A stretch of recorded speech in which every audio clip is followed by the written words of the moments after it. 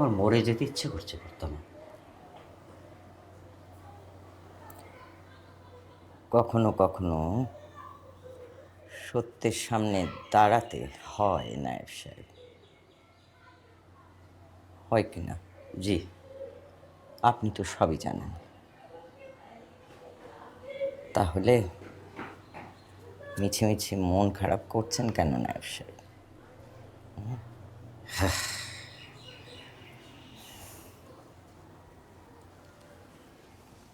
আসি কর্তাবাবু, নমস্কার। আসুন।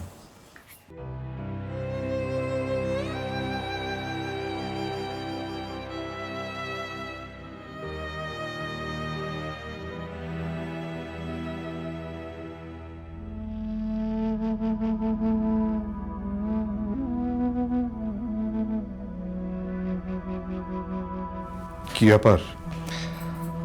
আমার বিবি গায়ে আজ এত সুন্দর লাগছে, আমি তো চোখ ফেরাতে পারছি না। কি যে কর আপনি? মিথ্যে কিছু বলেছি?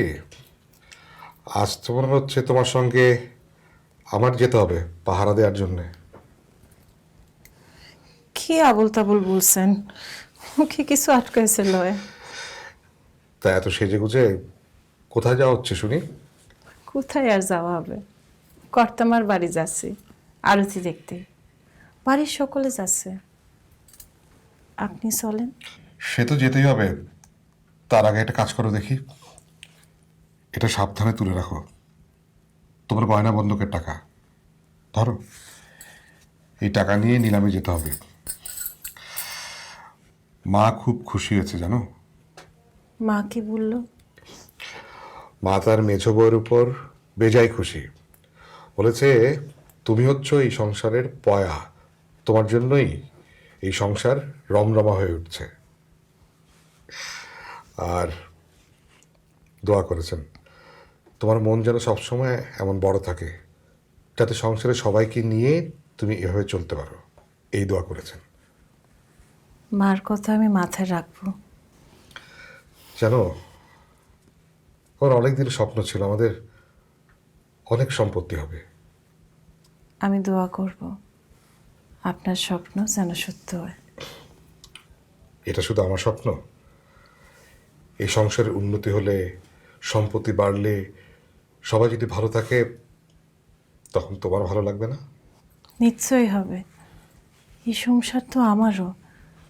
আপনি এই সংসারের জন্য এত খাটেন, আমি কি এই সংসারে খারাপ চাইতে পারি? এর আগে দরগায় যতবার গিয়ে দোয়া করেছি, প্রত্যেকবার সফল হয়েছে। এবারও দোয়া করব। আরও একটা স্বপ্ন হয়তো কিছুদিনের মধ্যে সফল হবে। কি স্বপ্ন? সেটা পরে বলবো। আমারও একটা স্বপ্ন আছে, কি জানি কবে যে সত্য হয়। কি স্বপ্ন? আপনি বলছিলেন ভাসুর আর জায়ের ছেলে নাই, তাই আপনি কিছু একটা চিন্তা করেছিলেন, সেটা কি? আগে জমির কাগজে হাতটা আসুক, তারপর বলবো। তুলে রাখো।